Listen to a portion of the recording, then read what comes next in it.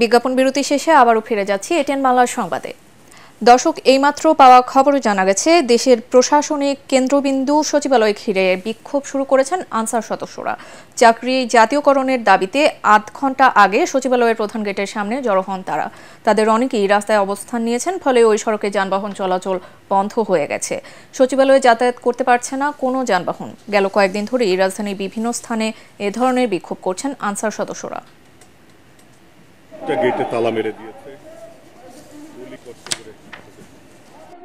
This is the reality.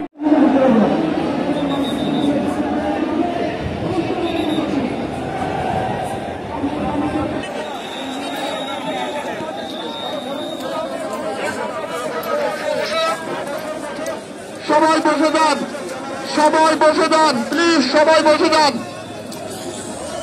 রাস্তা দখল করে আছে কার্যত আনসার বাহিনী। তারা প্রত্যেকটা গেটে তালা মেরে দিয়েছে। পুলিশ, আর্মি পুরো সিচুয়েশন কন্ট্রোল করতে খুব বেগ পেতে হয়েছে। সারা ঢাকা শহর আজকে কলার কষ্ট করে ঢুকেছে।